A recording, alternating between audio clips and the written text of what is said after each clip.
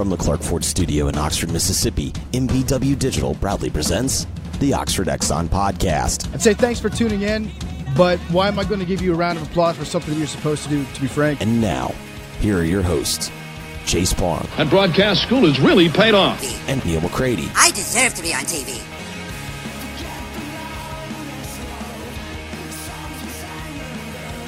Welcome to this Tuesday edition of the Oxford Exxon Podcast. Chase Parham, Neal McCready, Clark Ford Studio this morning. Chris Clark, Gamecock Central, is going to join us in about 20-25 minutes this morning to talk South Carolina, Ole Miss, and South Carolina, 11 a.m. Saturday from Vaught Hemingway Stadium. I am feeling a little better this morning. Amazing what shots and different things can do for you. Little stuffy, but I think my voice is going to hold up over the next hour or so. So we will talk some football. We'll probably venture off into some other topics as well, and then we'll come back with Chris here in a little bit. But remember to head on over to the Oxford Exxon. Let them take care of your tailgating this weekend. 3 slabs of ribs, $33. Quart-size sides. Got pounds of pulled pork for your pleasure as well. Many options there at the Oxford Exxon, including signing up for the Speed Pass Plus or the mobile rewards. Ways to save money at the pump with Blue Sky and the Oxford Exxon. The Maple Bourbon Shake is back at Oxford Crystal. And again, coming to you from the Clark Ford Studio. We are. Clark Ford is in Amory, Mississippi. 662-257-1900 is the number. Call the number. Ask for Corey Clark. Tell Corey what new Ford you're looking for. He'll send you a quote within 15 minutes in business hours. It's right to the bottom line. There's no haggling. There's no hassle. It's just an incredibly easy car buying experience. If you're in the car market, you owe it to yourself to at least get a quote. You really do. You're going to get that quote. It's going to give you something to shop off of. If you're undecided, it's going to give you a point of reference. It's also going to give you that no haggle, no hassle experience that is really cool once you go through with it. You also, after you buy your vehicle from Clark Ford, you get great service. Corey wants to be your car guy. He wants to be your truck guy. He'll go the extra mile. He'll prove that to you. You'll find out what I'm talking about in that conversation that you'll have with Corey as you're getting your deal done. 662-257-1900. Tell Corey that you heard about Clark Ford on the podcast. You can mention any of our family of podcasts, and you'll save $500 off the already great deal at Clark Ford in Amory. I pitched this on the message board and on Twitter yesterday. We are contemplating a RebelGrove.com get-together in Nashville the night before Ole Miss and Vanderbilt. That would be November 16th, somewhat of a watch party for Ole Miss and Butler. So if you're interested in that, hit me up on Twitter, get on the thread of the message board, just sort of kind of getting at an interest level, not really a head count, but just gauging the number of people that might be interested in that event. The reception was pretty good yesterday, so just pointing that out here. On the side, the game's at 7 o'clock on FS2 on that Friday night prior FS2? to FS2, the second Fox Sports channel, kind of like ESPN2. Oh, I didn't know they had such a creature. That's what it said when I Googled it, so I'll take their word for it. Good for I them. assume they're right, but yeah. Hopefully everybody has that. I'm kind of a little concerned about that, but I feel pretty good about it for direct. I've never heard of that. Really?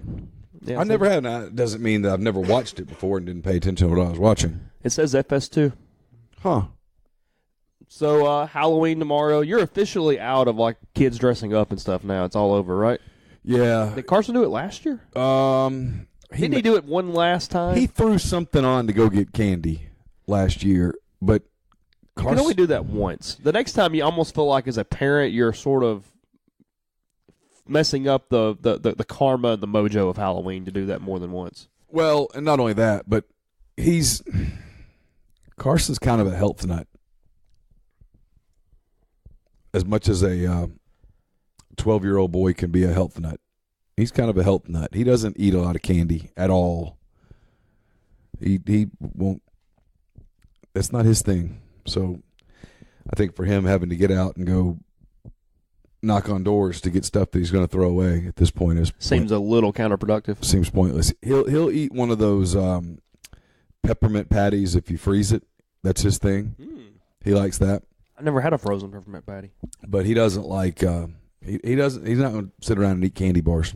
Yeah, chocolate remains my crutch. I got to avoid that because that's the one thing I could eat gobs of is chocolate. I can't help it. But I'm trying to remember the last time I had a candy bar. I bet it's been years. I'll eat one on the golf course some when I'm just starving and I've been out there for a while, and it sort of just will be enough to sort of move me along for a little while. You grab a Snickers or something. Yeah. No big deal. Kind of move on with your day. I was going to go there, though, this morning. First couple minutes with Halloween tomorrow. My child is dressing up as Raggedy Ann tomorrow. We've already had the outfit on for a carnival and a fall fest on Sunday. The only issue I have with this is we keep doing Halloween costumes that have some type of headgear. It's a bonnet for Raggedy Ann. The 2-year-old's not big on leaving headgear on. That's a misstep on our part for having a costume where something has to go on the head of the child, I think. I suppose once the headgear comes off, no one's going to care. No, but when when you're trying to get the pictures and things, not me necessarily, but just in general, keeping the not you.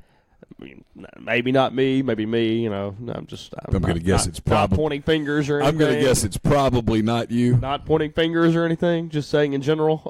When you have a hard time getting the photo, is a little bit of a problem, but nonetheless. I often view that as perhaps the child trying to tell the photographer something. Do you really? I do. That maybe we've done this enough. Think there's a side to that a little bit. Maybe it's time to move on. So the ultimate Halloween candy power ranking. This coming from 538. The what started out as a political thing, but now they just do all sorts of polls, all sorts of stuff. Is this still backed by ESPN or not? It used to be backed by ESPN. I don't know if it still is or not. I don't know. ESPN bails on stuff pretty randomly. Really good stuff, frankly. Yeah. They keep the bad stuff. They keep the crap stuff, and they bail on the good stuff. The number one candy for Halloween, this is not going to be a surprise. They do dominate it an 84.2% win percentage. So what they did here is they went head-to-head with every candy. And the number of times they won that head-to-head in these polls, that's how they ranked them. Got it? Got it. 84% Reese's Peanut Butter Cups, number one. For sure. Not a shock there at all. No. I don't even like peanut butter, and I love Reese's Peanut Butter Cups. And I don't like peanut butter. If you told me that I had a week to live, I would eat so many Reese's Peanut Butter Cups. Or if they told you, hey, you could eat as many Reese's Peanut Butter Cups, and you will never have a calorie ingested from them. Daily. You just scarf them down. Yeah, I mean, if you told me I could have a free food, meaning you can eat as much of this as you want. Yes, I'm saying. Oh, yeah, it would be way up, very high on the list. Okay. Reese's Miniatures, number 2, so still Which is the same thing. I mean, it's just worse because it's less of it, is all it is. Yeah. The main cup is more, so. Well, I don't like the miniatures as much because there's more work with your hands just to get a little. It's the crawfish of candy is what it is. It is. It is. It's great when you get to it. It just takes a minute. And I'm the rare Louisianian that, and I'll say this, and people are going to say, well, we're going to take your card. I'm not massively big on crawfish. I'd rather have shrimp than crawfish because there's more of it. There's more of it, and quite frankly, if you don't clean this crawfish appropriately, it's not. I love when people are, oh, we're having a crawfish boil, and you immediately open a crawfish and you're like, oh, you didn't do it right. I'm out. You're done. Done. Not much worse than bad crawfish. Oh, and so many people do it wrong. What's the trick? What are they doing wrong? You have to purge them. Yeah. For lack of a. Well, it's just is what it is. While they're still alive, you've got to give them the big dose of salt. Yeah. Changes the game. Yes. In a lot of ways. Number 3, a Twix bar.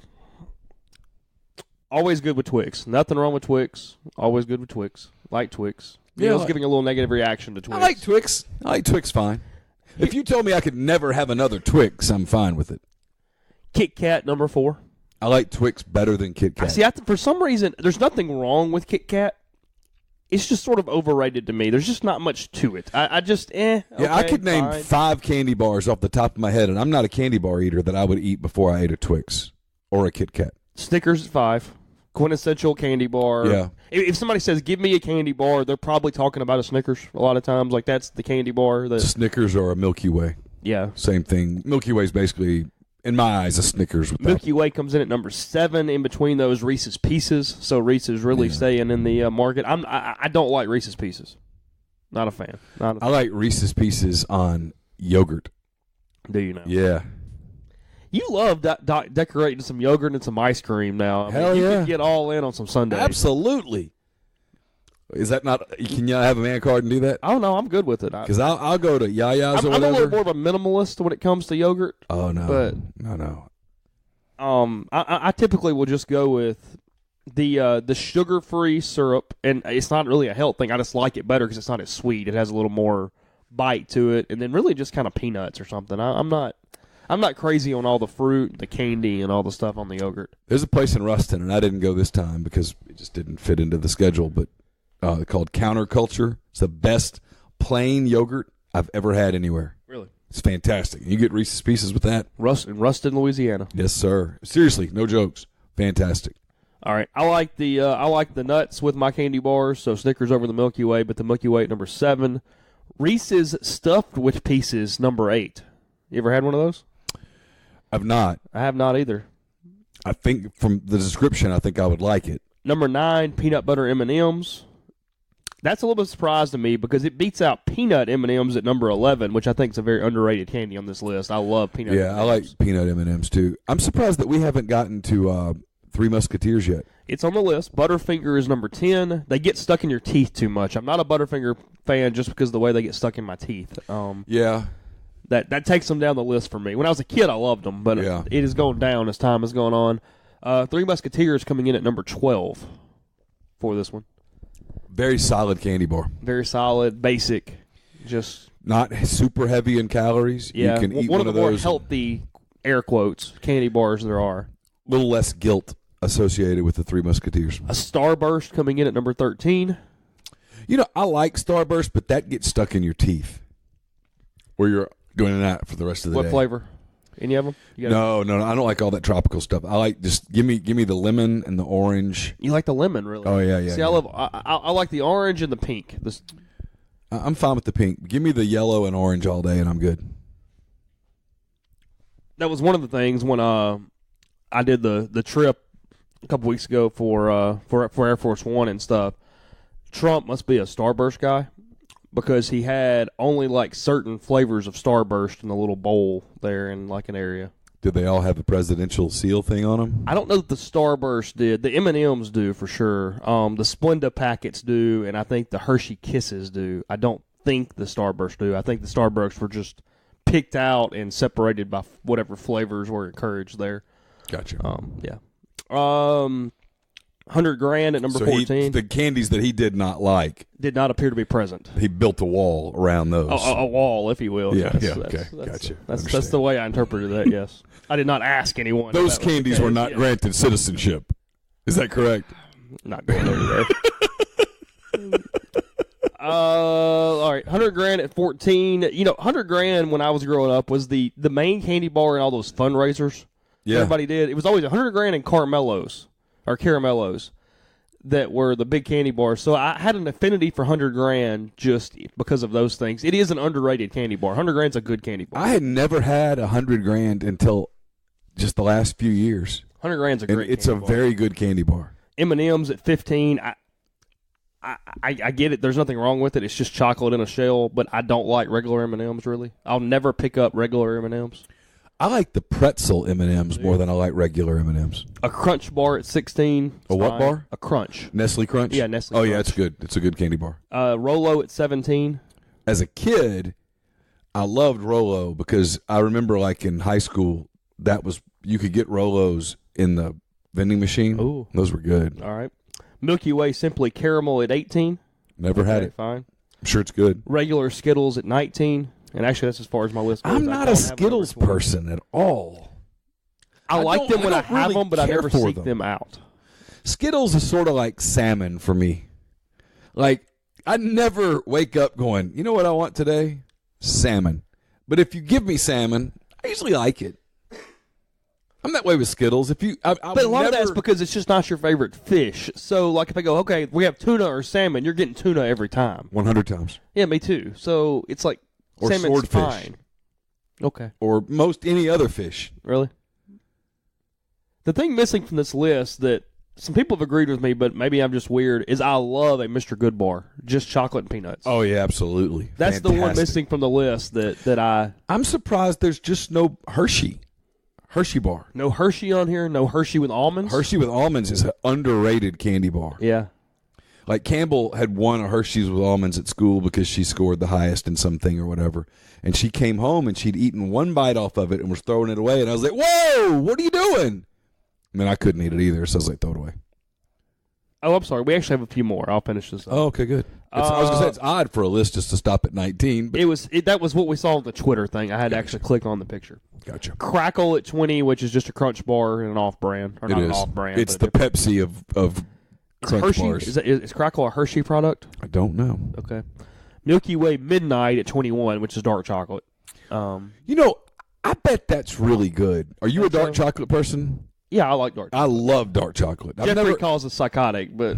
Yeah, well, Jeffrey calls a lot of things Jeffrey psychotic. thinks if you have milk chocolate, it's better than every other chocolate, so what are we doing? I understand that, but he's like, nobody in their right mind that's not worried about health or something else is going, oh, dark chocolate, that's better than milk chocolate. But I don't know. Normally I would agree with him, but I've had some really good dark chocolates that I'm like, oh, that's really good. Yeah. Sour Patch Kids at 22, don't like them at all. No, that's not my thing. A Snickers Crisper at 23, I have no clue. No idea. Now here's the interesting part. The top Hershey's candy bar, 24, Hershey's Special Dark. The dark chocolate Hershey's There you go. comes in at 24. It's really good because you used to get those Halloween because people had bought the big bag of minis. Yeah. And those were good. All right, where am I at? I'm going to have to go a little quicker because we actually go to like 50 here. I do miss my super fat days when the kids were trick or treating. Junior Mints at 25. It's not my thing at all. The Haribo Gold Bears at 26. Just don't get the sugar free. You get the sugar free, and your November 1st will be memorable. Yeah, if you haven't, go read the Amazon review on those. You'll laugh for hours and hours and hours. That's my tip for the day. And you'll have plenty of time to read. Yes, Baby Ruth at 27. Hershey's Milk Chocolate at 28. Wait a minute. Baby Ruth is 27? It's 27. That's a good candy bar. Okay. Hershey's Milk Chocolate at 28. Hershey Kisses at 29. Nerds at 30. Let me just kind of go down through the rest of them, see if there's anything that sticks out. Mr. Goodbar does come onto the list at 34. Way too low there. That's disgraceful. That's criminal. That's disgraceful. And Almond Joy at 39. I love me an Almond Joy. Oh, I do too. Coconuts, I love coconut. Almond Joy is 39? Like at Shipley's or somewhere for a donut thing, I always get the chocolate and coconut. Like I only have one maybe once a year, but that's fine. Where's Mounds? I'm not seeing Mounds on the list. Mounds is not on the list that I see unless it's way down the list. We have ruined this generation. I'm not going all the way down. Swedish Fish at 33. Disgusting. Mr. Goodbar. Disgusting. You don't like Swedish Fish? No. Okay. Tootsie Roll at 40. That's gross.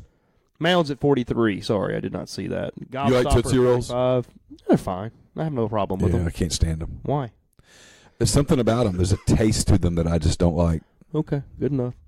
Let's see. Werther's Originals at 58. Lappy Taffy at 59. I don't know. I'll finish up later or not, but no, that's the list. It goes way on. What do you think about the people that pass out fruit on Halloween? It's like, what are you doing? Are you trying to make a social statement on Halloween? You don't like that? I just pass out the damn candy.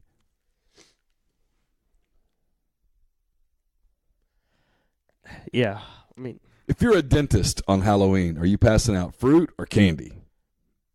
you're passing out candy. You're All being the candy, because normal. you're bringing the Yeah, business yeah. back to you, Yeah, right? yeah. You need those cavities. We'll continue in a little bit. I don't know.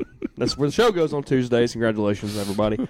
Podcast brought to you in part by Community Mortgage, Oxford, Memphis, Soto County, and Chattanooga. Our underwriting and processing center in Memphis. You're getting local underwriting and understands your market. Leader in condo financing and the float down option. So you can find Jason at 662-234-2704 or JLowe, JLOWE at communitymtg.com. Fresh off a road win over Alabama, the Ole Miss Rebel volleyball team is back at home on Friday night at 6:30 p.m. as they take on the Tennessee Vols. As always, admission is free at the Gillum Center for Ole Miss volleyball. See Coach Kermit Davis and the Rebels this season for just $199 with the new Ole Miss Hoops Rebel Flex Pass. For just $199, you will receive a ticket to all 16 home games. Visit OleMissTix.com to purchase.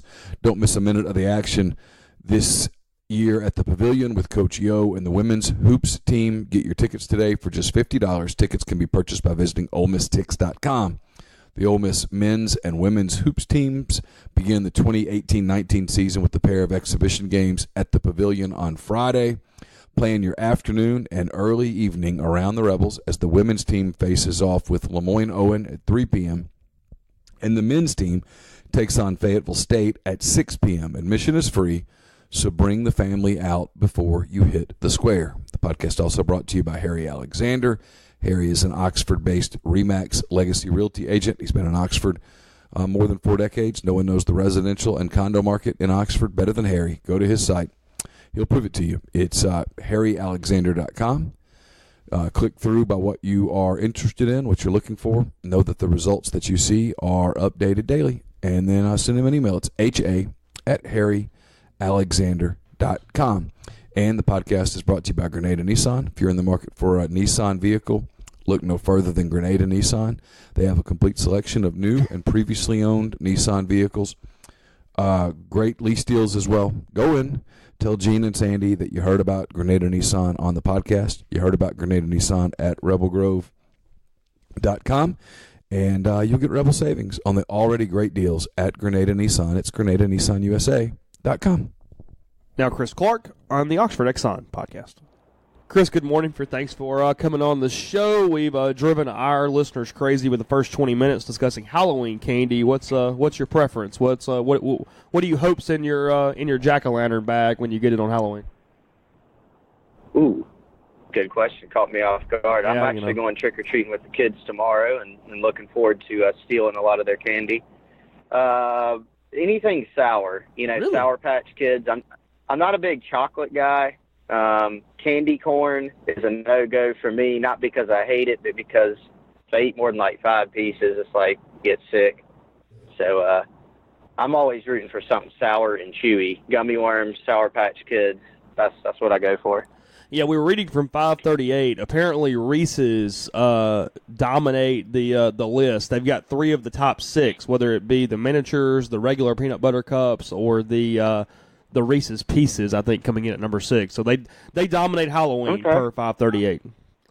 Well, you get, and I don't know if you guys have had this, but they've got the, I don't know if they still have them even, maybe limited edition release, the peanut butter cups with the Reese's Pieces in it. It made the list, too. I have not had one, but I saw it on the list. I recommend it. It's excellent. All right, good enough. So let's talk football before I drive these people any more crazy. South Carolina coming to Oxford on Saturday. Been a little bit of an up and down year. What's sort of the mood over there right now with Muschamp and his team, the fans around the program, because they haven't necessarily taken that step that maybe some people expected coming into the season?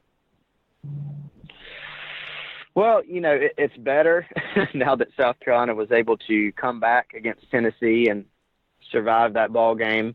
A loss in that situation would have, in my opinion, drastically altered the mood. And, in fact, the mood for some people still was not good because some fans were not satisfied with how they won the game or, had written off the team in the first quarter, as is wont to happen in college athletics. You guys have seen that before, I'm sure. No. We've never seen that. But, I think you're right, Chase, that this team has not taken the next step. I think people are very hopeful going into this year because it was year 3. I think there's plenty of evidence that year 3 is not necessarily, because there's a lot of evidence to the contrary, in fact, that teams do take that next step. Even if they go on to be successful, sometimes year 3 is a little bit of a rougher year for some schools, believe it or not, and some coaches have had success. I think Muschamp has overachieved the first couple years with 6 wins and then 9 last season, returning experience on offense, having a more experienced quarterback, experienced skill positions with some talent. And I think people expected, rightfully so, them to be able to compete in the SEC East because of all those factors, making some changes at offensive coordinator, for example, changing their philosophy a little bit. It hasn't happened because one of the key things South Carolina was going to have to do is obviously try to get past Georgia early in the season. They didn't play well. It didn't happen. And they had another disappointment on the road against Kentucky where they didn't play well at all. And they dropped a narrow contest at home to A&M. So they have 3 losses, all to ranked teams, or at the time ranked teams. And, so it's been a disappointment for them. They've also won the games that they were supposed to win largely, maybe with the exception of the Kentucky game on the road, and that team's been better than probably anticipated. So I think folks are just waiting to see how the rest of the season turns out. They have a very tough contest at the end of the year against Clemson, who's one of the best teams in the country, and some other challenging ones. I think the schedule's a little bit more difficult than people envisioned at the beginning of this season, and there have been some disappointments in how they've played. That's sort of where things are at right now. Are you surprised Jake Bentley hasn't been better this season than he's been? I mean, he hasn't been awful, but I think most people thought he would take a step, and just from what I've seen, he really kind of hasn't. Yeah, it has been a little bit surprising. Now, there are a few things that go into that. I mean, you look at the Georgia game, that's one where the wheels just sort of came off early. A lot of people, it was sort of strange. You look at the Kentucky game, Jake Bentley had a very bad game in that contest. I mean, there is just no two ways about it. I mean, South Carolina turned the ball over 4 times. Bentley had 3 interceptions. There were some very bad decisions in that football game. He did have a couple drops, but that was his worst game this season and one of the worst games since he's been at South Carolina. And he got injured in the game as well. But you look like at Georgia, for example, South Carolina had a pass go off the running back's hands. They're moving the ball close to midfield in the first quarter on the first possession, and then Georgia returns it for a pick 6. And the wheels just sort of came off. He didn't play horribly in that game. Played very bad against Kentucky. Got off to a slow start against A&M and threw an interception in the red zone, which can't happen. But then he did enough the rest of that game and made some really good throws. South Carolina had 6 drops in that game. I mean, the receivers were the ones supposed to be a strength of this team, and they really let him down. So I think it's been a combination of factors, and he has not taken that next step to be great. But I think it's been a little bit of just a lot of factors, whether it's him having some bad games or missing some throws here and there. The receivers let him down against A&M, in my opinion. And then the running game has really not gotten on track all season, except in some spots. They had a better game against Tennessee, and I think that helped. But Bentley still gives them the best chance to win. He still can extend plays. He can make you some tough first downs every now and then. He can scramble out of trouble. He's capable of making the throws. I think that's what people have been waiting on, is for him to have that really big game consistently from start to finish against a really good opponent. I think that's what people want to see.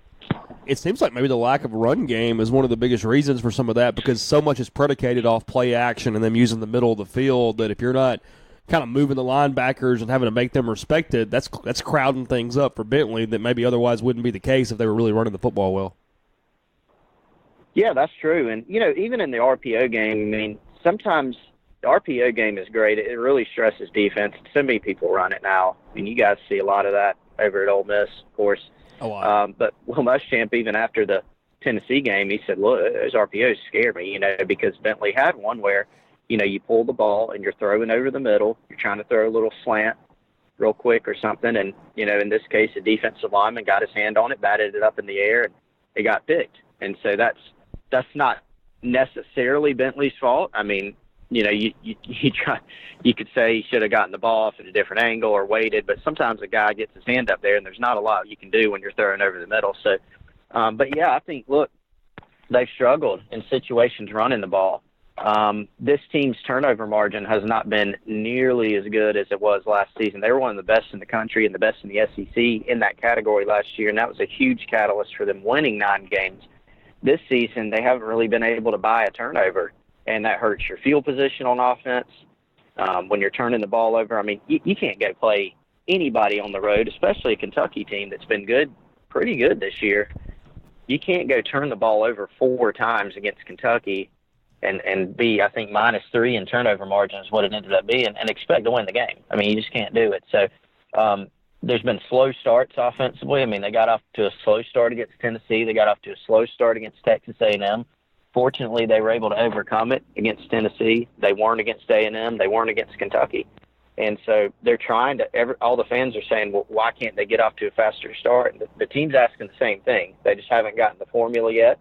They started off fast against Coastal and started off fast against Vandy, and that's really about it. So they just need to put together a complete game offensively. They need to go out and score against somebody early and take better care of the football, which they did better overall against Tennessee. Are they making up a 12th game, or is it a situation where Chattanooga and Ole Miss are necessary for bowl eligibility? They are going to make up the 12th game. It's going to be on December 1st. It'll be a noon game. I presume that is because of the SEC title game and the league office not wanting any sort of conflict with that game, which is at 4, if I'm not mistaken. Yeah. And so it'll be a noon game on December 1st. Opponent is not quite known yet. Marshall has been a possibility. That was their original opponent before it got postponed due to the weather. So Marshall is still in the hunt for Conference USA, and their conference title game is also on December 1st. So that's something that they're having to weigh. I know Southern Miss has been bandied about as another possible opponent, and there have been some others as well. So we're not quite sure on that yet. I would imagine that probably in the next couple weeks, once the conference standings shake out in other places, that we'll have a better idea of who it's going to be. Took a break in our talk with Chris. The podcast brought to you in part by Visit Oxford. Calendar of events coming up, including the Oxford Community Market, 3 to 6:30 today at the Armory Pavilion. You've got the Oxford Floral Christmas Open House from 6 to 8 on November 1st. And remember, they're always at a show with Thacker Mountain Radio in front of, or at Off Square Books, 6 o'clock on Thursday nights. Plenty more going on. You can find the full calendar of events at Oxford. Visit oxfordms.com/events to find out that. Double-decker bus tour, 2 o'clock on Friday. Those are at 2 o'clock before every Ole Miss home game. And plenty to do, plenty to dine, and more with Oxford. So, again, visit oxfordms.com.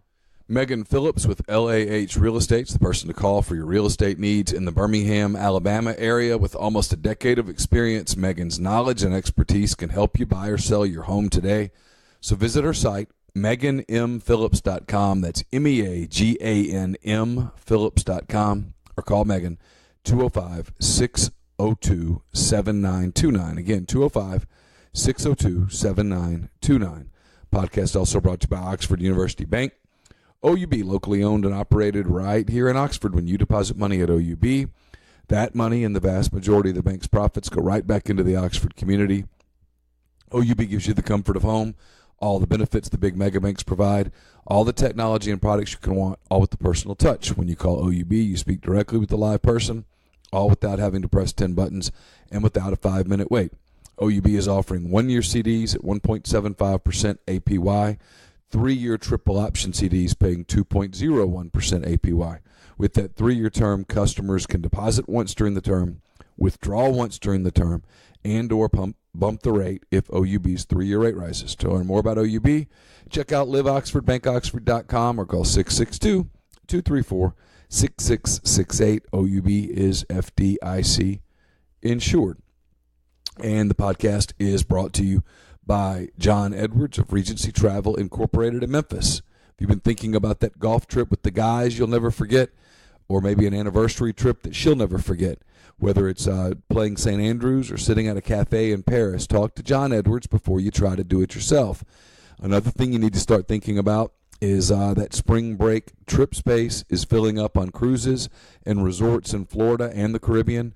Also, guaranteed reserved tee times at golf courses in Scotland and Ireland for next summer are becoming less available by the day. So why use John? Well, he's part of Virtuoso. It's a worldwide network of travel partners that allows John to supply his clients with added values and unique benefits that are simply not available to other travelers. So here's how it works. You call John, 901-494-3387. Give him some parameters. Give him a budget. Tell him what you're looking to do. Maybe you're looking for that resort in Florida or in the Caribbean. Maybe you're thinking about going with the guys over to Scotland or Ireland to play some golf courses on a trip with friends that you'll never forget. Let John give you some ideas, give you some parameters. It's not going to cost you anything until you book a trip. And that trip, you can save $50 if you're a first-time client just by telling John that you heard about Regency Travel on the podcast. J. Edwards at regencytravel.net. Now, Chris, back to Chris on the Oxford Exxon podcast.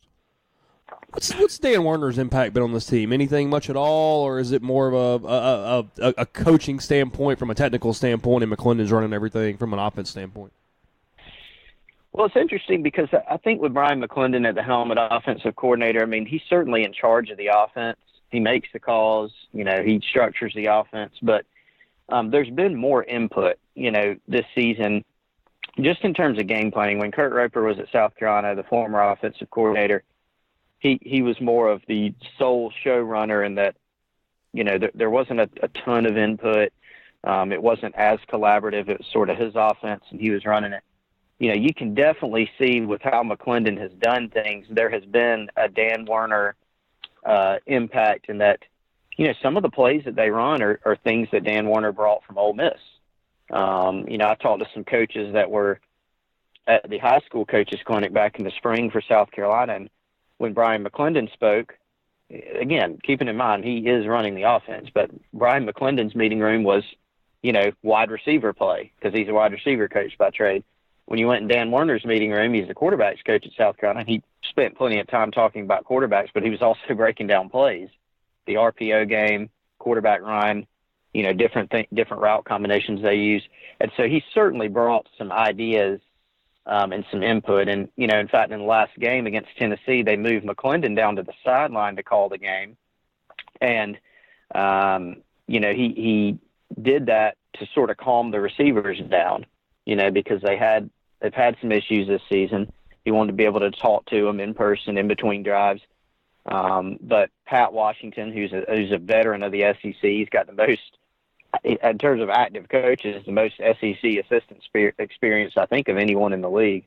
So he's up top, and Dan Werner is up top. And so Werner, being an OC and having those years of experience, could sort of see the field and relay in that situation, anything that he sees. So I think he's been good, because of the sort of inconsistency of the offense as a whole. And Jake Bentley, I think maybe his impact hasn't been as measurable. But if you look at South Carolina's offense this year and last, if you sort of take away the turnovers, this is definitely an offense that's at least tougher to contend with. They do more.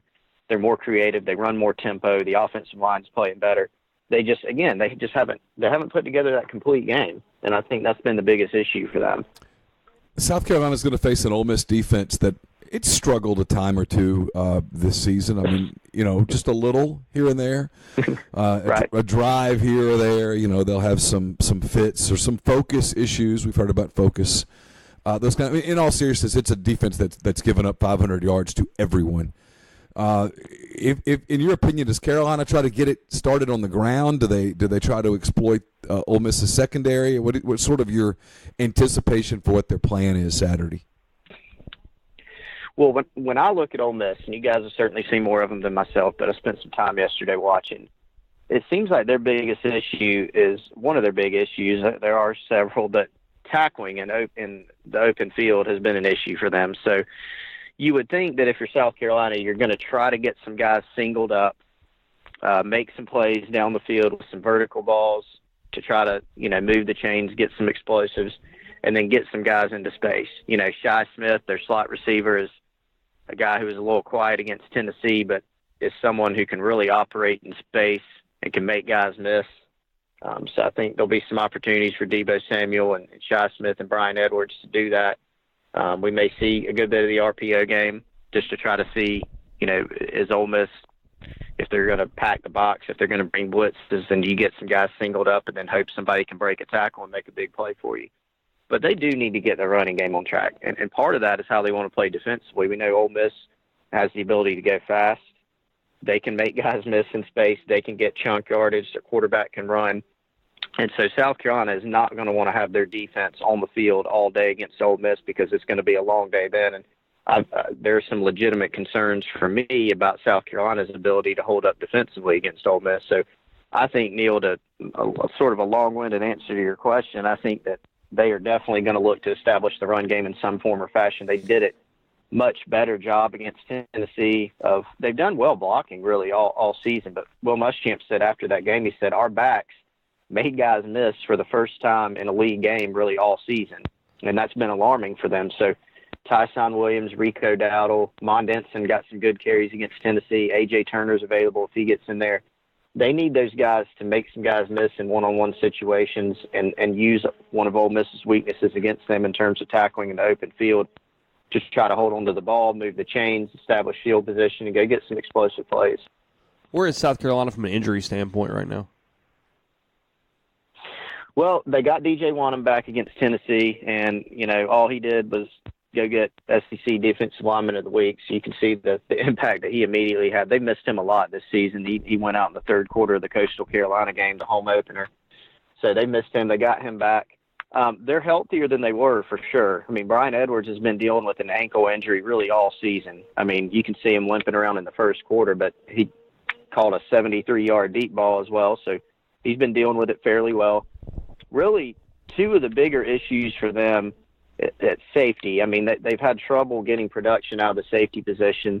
They've got one of their guys, JT Ebay, a grad transfer from Rice, is still out with a knee injury. Nick Harvey has been in concussion protocol, another grad transfer from Texas A&M. These are two guys that started ball games early in the year, and they're both out. Then you look at safety as well. They've got a couple guys who are still playing, healthy enough to play, but Jemias Williams has been dealing with a shoulder injury, and Stephen Montack has a bit of a groin injury. So they're a little bit sort of scraping the bottom of the barrel at safety, a position they haven't gotten enough production out of anyway. Dennis Daly, we'll know more during Muschamp's presser this afternoon on Tuesday. He's their starting left tackle. He went out with an ankle injury against Tennessee and was replaced by Malik Young, a senior. So not sure quite yet his status, but at least, maybe a little bit tender at the very least because he had to exit the Tennessee game with the ankle. Just quickly here, what's sort of the mood around the basketball team? It looks like South Carolina sort of in that realm with Ole Miss, where they're going to look for wins in a loaded SEC that could have even maybe more tournament teams than last year when they did make that big jump. Yeah, one thing that Frank Martin's made clear is he really likes his freshman class. And that's the thing for me, Chase, is, man, you look at this team and you think, they'll probably be better than last season, but then you go, okay, does that necessarily mean more wins in the SEC? Because it's just getting better and better. And so I think even your teams that are, didn't make the tournament last season, weren't as good last year, that may take a step forward, and South Carolina's probably in that boat. Are they going to be able to win more league games? Maybe not, because it's, like you said, it's a tough league. So for them, I mean, they're going to have to find consistency in their guard play. Their point guard play was a big issue last season, just in distributing, making plays. Chris Silva is going to be one of the best in the league as a big man. They'll have a couple other guys back that, have gained experience and will be better, like Mike Kotsar, who was on that Final Four team a while back. So, for them, it's just about finding guard play. And fans were frustrated because they had an exhibition game against Augusta that they dropped, and I think that sort of shocked some fans. But Frank Martin made it pretty clear he really didn't care. He didn't call a timeout during the game. He just sort of let the guys play. And we've seen that. We've seen some really good teams drop some sort of shocking exhibitions. So I think it's just going to be a difficult slate for not just for South Carolina, but for everybody in the league, because it's going to be a really difficult and tough, grinded out schedule for everyone this season.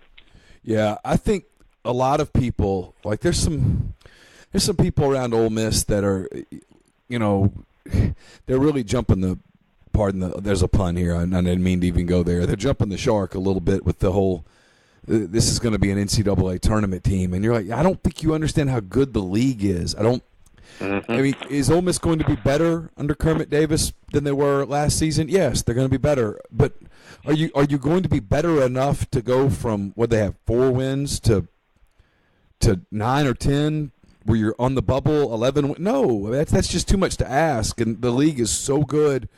There's going to be nights that you play in the past few years. If you played well in league play, if you played well, most nights you won. There are going to be nights in league play this year where you're going to play well and lose. Mm-hmm. Oh, there's no doubt about it. I mean, and you just look at all the different teams. I mean, you almost get the feel like everybody is going to improve, but you can't. I mean, not from a record standpoint. And it's sort of like South Carolina's football team this season. The schedule this season, it's set up to where they could make a run if they got past Georgia early and survived Kentucky, which none of those happened, of course. But you looked at it and said, something we said preseason to our subscribers, we said this may be a better football team who has the same record or possibly a game or two worse at the end of the year. And some people didn't really get that. But I think South Carolina could be in that boat, and maybe Ole Miss, maybe some others. But, I do get the sense around the program here that people feel like this is a postseason team. But again, if they are going to make that step, I mean, it doesn't seem like everybody in the conference is going to be able to make the big dance. So something's got to give. So there's going to be a swing game here or there that they're going to absolutely, have to get over that hump and get a couple of big wins, whether it's on the road or holding serve at home, whatever it may be. And wins are going to be tough to come by, even for the really good teams in this league. Last thing, just kind of more curiosity here, because attendance has been a big topic around these parts this year. With the stupid SEC scheduling, just because of the way it works, South Carolina won't be back in Oxford until 2030. How many people are they going to bring this weekend? What is the expectation on visiting crowd all the way from Columbia? That's a great question. I haven't heard any ticket estimates or anything like that. We do seem to have on our message board on the Insiders Forum, we sort of did a roll call and got a pretty good response. And I think, Chase, one of the thing you pointed out, just the sort of inability to have an option to go every now and then. I mean, a trip to Ole Miss is really desirable for people because, like myself, I'm going to stay in Memphis on Thursday. Check that out. I've never been there, never been to Oxford either. And so a lot of people want the ability to, even if they don't go see Memphis, they want to go check out the Grove. I mean, it's one of the best scenes from my understanding in college football. Even though it's going to be an 11 a.m. kickoff, it'll be sort of an abbreviated tailgate, but people want to go check that out. And so I think it's going to be a pretty good crowd. I'd imagine they'd show themselves quite well. I don't know if it's going to be a situation like Vanderbilt where you walk in that stadium and there literally may have been more Gamecock fans than Commodore fans in there. I think that just speaks more to Vanderbilt's attendance. And I know it's first couple questions it seemed like in Matt Luke's presser that I watched yesterday were about attendance. So I think South Carolina will have a pretty good presence of, I would guess, several thousand people. Because it looks like they, from the fan response, they're going to bring a pretty decent crowd. We appreciate it. Let me know if you need anything over the course of the weekend, and we'll talk to you again. Thanks to Chris for his time on today's show. The podcast is also brought to you by Master Cuts. Christmas right around the corner, so Master Cuts wants to keep your home looking up to par this holiday season. They offer a variety of Christmas decorations that will transform your house into a festive staple of the neighborhood. They provide everything from lighting and garland to inflatable characters. Whatever your vision may be, Master Cuts will work with you to design a custom display unique to your home. And the best part is all decorations you pay for, you'll own them. Master Cuts will keep and store your decorations until they're ready to go up the next year, or give them to you to keep yourself. The option is yours, so start a tradition that your family will cherish for years to come with a free quote from Master Cuts, 662-607-7773. Podcast also brought to you by the Westin Jackson. Restore serenity to your soul. Visit Soul Spa. It's the ultimate luxury spa experience in downtown Jackson. Indulge in personalized massages, signature facials, soothing body treatments, and much more on their extensive spa list. Escape from the everyday and rejuvenate yourself in the luxury spa today. And then gather at Estelle Wine Bar and Bistro. Sip on a creative craft cocktail or enjoy their curated wine list. It's open for breakfast, lunch, dinner, and Sunday brunch. Chef Caden's mission is to connect guests with the community through local partnerships, so gather at Estelle tonight. Podcast also brought to you by Pinnacle Trust. Pinnacle Trust is based in Madison, Mississippi, but it represents clients in 24 states and has advisors in 3 states. Founded in 1997, Pinnacle Trust provides detailed, specialized investment management, financial planning, retirement planning for individuals and businesses, and much more. At Pinnacle Trust, investing is treated like a commodity. Decisions are made using objective information and research, not emotions. So regardless of your level of wealth, Pinnacle Trust will sit down with you. They listen to your goals. They study your expenses. They put forth a comprehensive, detailed financial and retirement plan that can be for people that are looking to retire soon or people that are looking for a plan that allows them to retire in 10 years. They'll get you down to the penny. It's amazing what they do. It's stuff that cookie-cutter financial planners don't do. They put you in a box. Pinnacle Trust builds a box just for you. To learn more about Pinnacle Trust, go to pintrust.com. That's PINN trust.com. Mention you heard about Pinnacle Trust on the podcast. You'll get 10% off your first year's fee. And the podcast is brought to you by Dead Soxy. They introduced them to you just yesterday. A lot of you have already ordered. We appreciate that. Jason Simmons, the owner of Dead Soxy, he grew up in Mississippi. He has created a product-driven company that is out to make the best dress socks you'll ever put on your feet. Go try them. If you don't love them, Dead Socksy will refund your money, and you'll keep the socks. See if they stay on. See if they stay soft. See if they're the best dress socks you've ever worn. They're made from bamboo. They're fantastic. They're premium socks that stay up. I wear them. I love them. I've gotten where it's the only dress sock that I'll wear. They stay up. They stay cool. They're in lots of fashionable variety of options. Go to their website. It's deadsoxy.com, DEADSOXY.com. At checkout, enter the promo code Rebel Grove, and you'll get 25% off your order. Time to get that flu shot quickly from G&M Pharmacy. Go stop by. They're on South Lamar. They accept all major insurance providers. It is free, if not $25 to stay healthy. Get the flu shot and take care of yourself during this flu season. Yeah, I mean, I wore Dead Soxy with my Blue Delta jeans last night. Felt double happening last night. I do that all the time. Makes me feel gives cool. you confidence. It of does. All people, even McCready over here. It does. I wore them to my reunion, man. Did you? I did. Both. I did. Did you wear the Holland and Cherry, or did you wear denim? Denim. Okay. I didn't know how dressy of an affair we had going. It wasn't dressy. Okay. I did. I wore my Blue Deltas, and Well, I told you, I don't like when the weather gets colder. I'd rather it be 108 degrees every single day all year long. But Blue Delta makes it a little easier when it does, because you just know there to put them on. It's time to go. It takes a hassle out of your life, in all seriousness. I'm the opposite of so many people that love a year round of 100 degrees. Yeah. I like cold weather. Like, it puts me in a great mood. I want some of those corduroys at Blue Delta. Those look fantastic. I don't know if Have I'm you ready checked to take those that. out? Yeah, I don't know if I'm ready to take that plunge. Oh, I'm completely ready. Are you really? Oh, yeah. Jumping off into the deep end. They've made me just want more denim.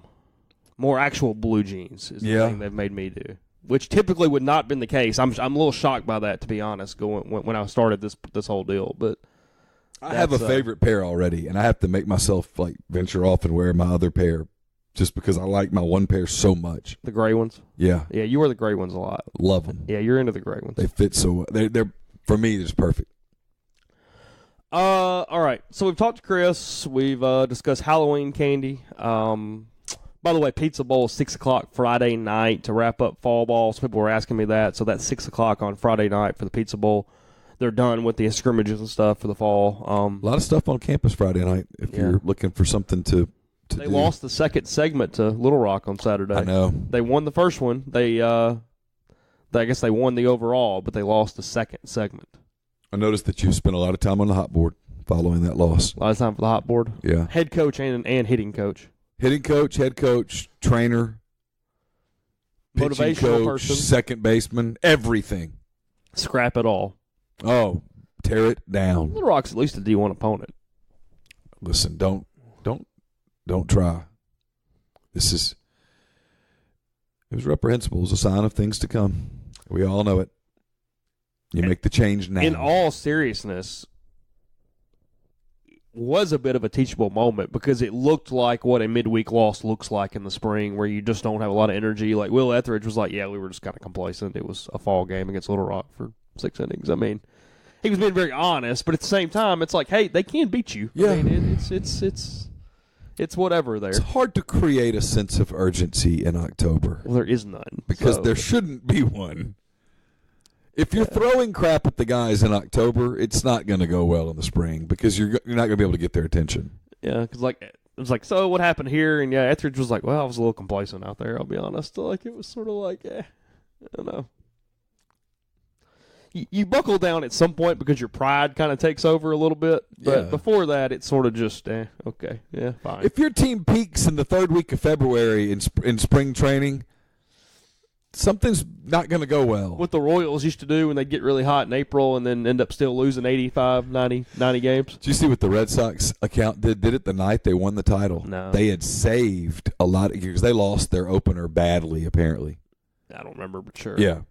Yeah, it's the openers, one of 162. Yeah. They all saved mean the same. They saved some of those tweets. Oh, did they really? Oh, it was fantastic. baseball Major League Twitter is the best Twitter. It is the best. As Twitter. far as official accounts, baseball does it better than everyone else. Yes. And they get so many. The people who live on day to day are just. Oh, the mentions have to be. Off fire. Straight fire. That 3-game losing streak in June. All right, we do this every Tuesday, so I'll ask again. Anything stick out from yesterday? Ole Miss getting C.J. Miller back healthy. They're getting Austin Robinson back. Victor Evans likely going to play 15 to 20 plays. He has a chronic knee ailment that's not going to get any better during the season, but they're managing it best they can. What stuck out? 2 things stuck out. Okay. One, I felt like there was a planted question right off the bat about crowds. Yeah. Being honest. People want us to be honest. It felt planted, which tells me it's becoming a concern inside the program. I mean, that's all I can get from it. If I'm wrong, I'm wrong. I'm not saying I'm right. I'm saying what it felt like. It felt planted. Sure. Which tells you they're concerned about crowds. I'm not saying Matt planted it or Ross planted it or whoever planted it. I have no idea, no clue. It just felt planted. Then the other thing was the number of people that were asking Phil Longo for the game plan. Do what? They're basically asking him for the game plan. What are you gonna do differently in the red zone? Well, I'm not going to tell you. He said he's going to be more creative. They've done some self-scout. I thought it was funny that he said we self-scout every week. Yeah, not in a malicious way, not even really in a bad way, but it was almost like he was sort of annoyed by the insinuation that they waited for a bye week to look at their own tendencies. Yeah. Is that fair? I think annoyed is fair. I think a little just kind of like, look, people, I'm going to play along with some of this, but we do this every week. And then on Wesley McGriff, I continue to give Wesley McGriff credit for being what I think is pretty honest. We don't have enough bodies, and we can't get super complicated with some of the people that we have back there. Oh, Wesley has been nothing but honest the last couple of weeks. And so the people that are like, why aren't you mixing it up? Well, if we mix it up, we're already slow. If we think too much, we get even slower, and we can't get slower. You've got two converted running backs back there in the secondary. One of which is a true freshman. And a true freshman linebacker who, if you watch him, is lost. That's why he's not playing. The people in love with Cavante Ruggs right now today, which part of he didn't play that position in high school, he's learning a position at the SEC level. Which part of that is confusing, Chase? It's not as simple as, hey, let's find the 11 fastest, biggest guys and throw them out there and go for it. One bust and it's 7 points. Yes. One. And guys, the other team, I'm not talking down to people. This is directed at a very small handful of people. The other team scouts too. They watch film also. And they're looking for areas to pick on you. It's where John Sumrall doesn't get enough credit for what he's done with Sonogo and Hibbler. A few weeks ago, teams looked at that film. Look at Arkansas, for example. They looked at that film and they said, we're going after those two dudes. We're going after those two dudes. And they did. And by the end of the game, Ole Miss had adjusted to it and took it away. And they won that big must-win game that everybody told me was a must-win game.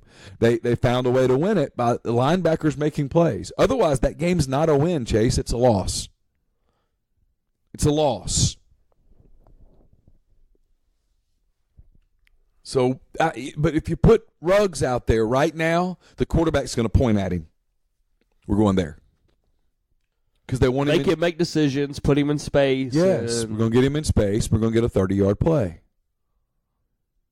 Because he's going to bite on a play action. He's thinking too much. And I'm writing about this here in a little while today. That was the thing McGriff also pointed out when we talked to Chris a little bit about it. I asked him about it. But where a lot of teams have just kind of gone at Ole Miss in the middle of the field because that's what Ole Miss struggles with, that's literally Carolina's offense. They rely so much on play action and decision-making to the middle of the field.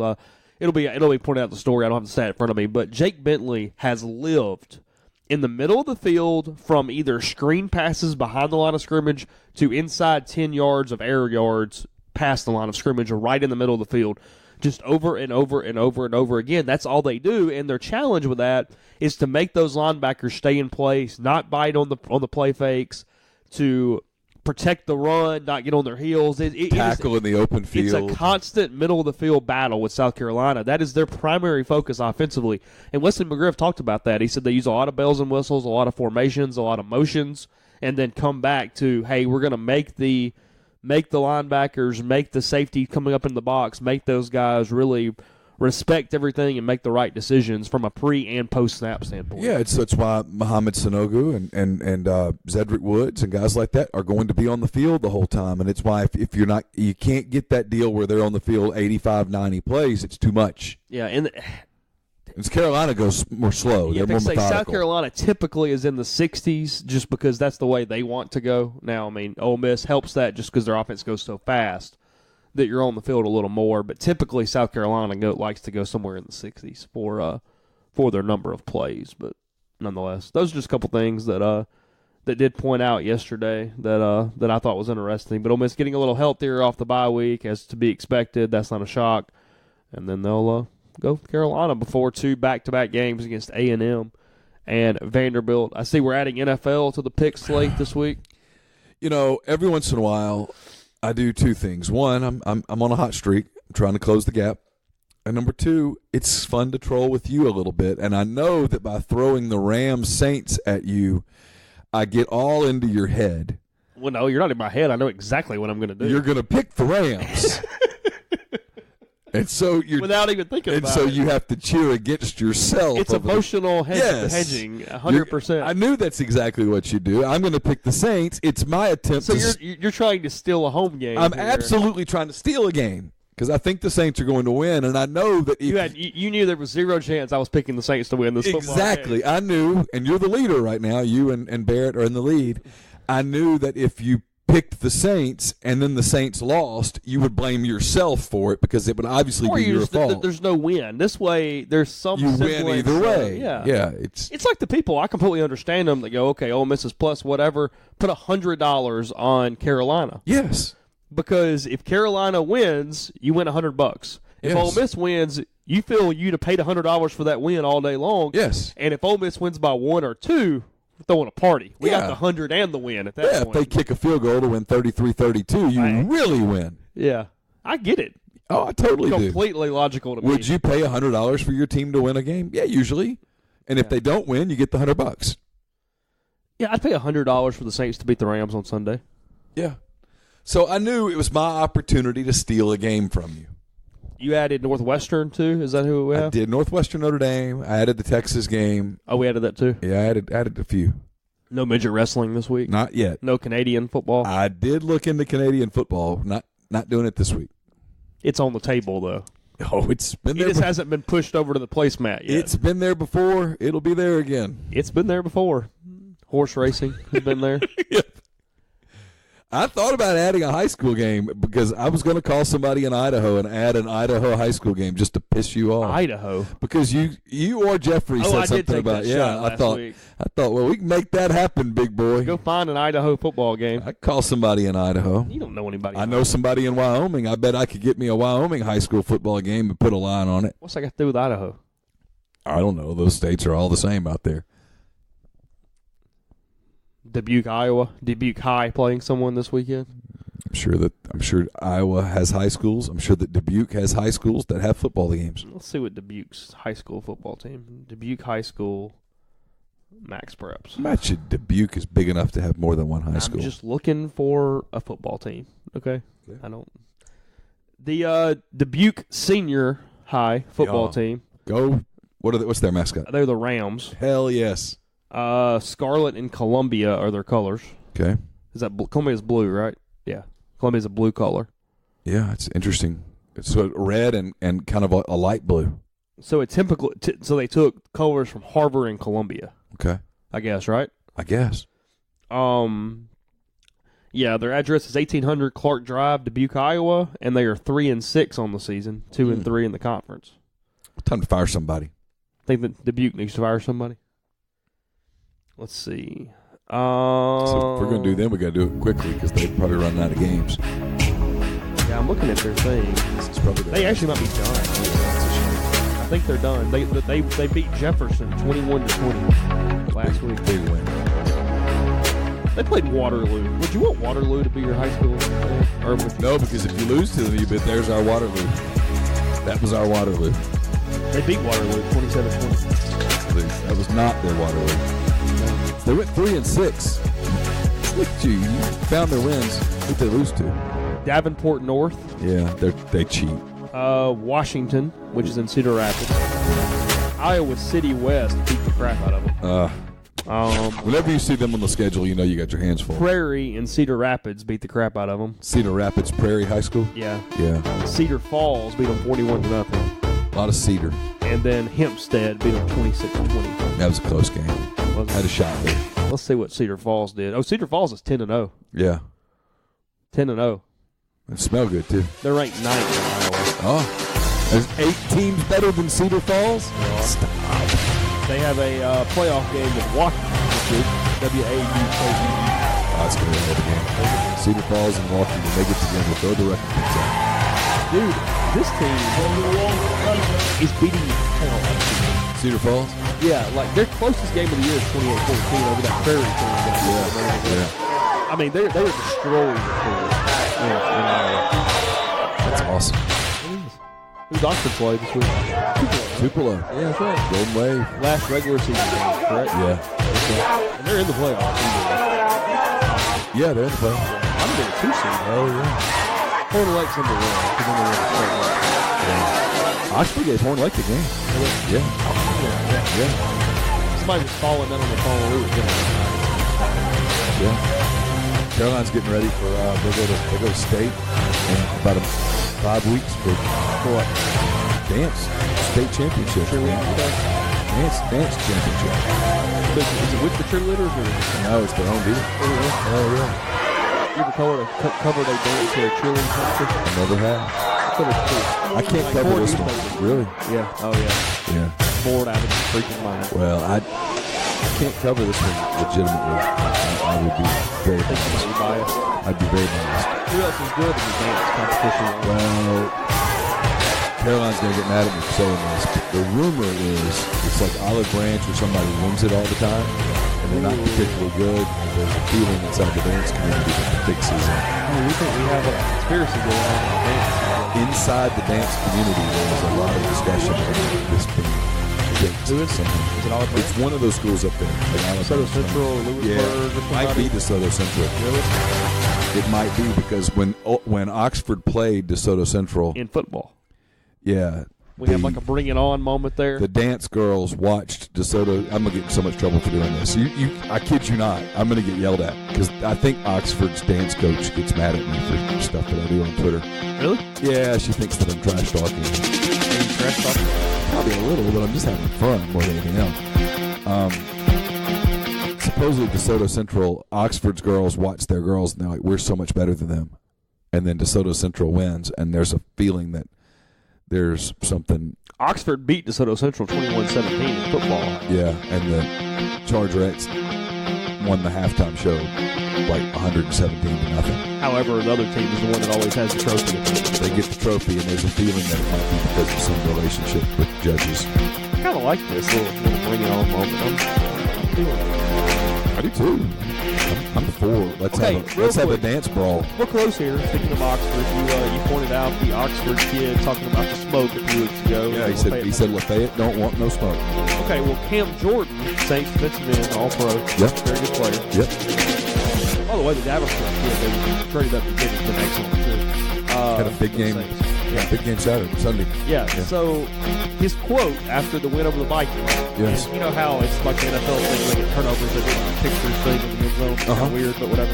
Yeah. Cam Jordan's quote, "We're here for all the smoke." Oh.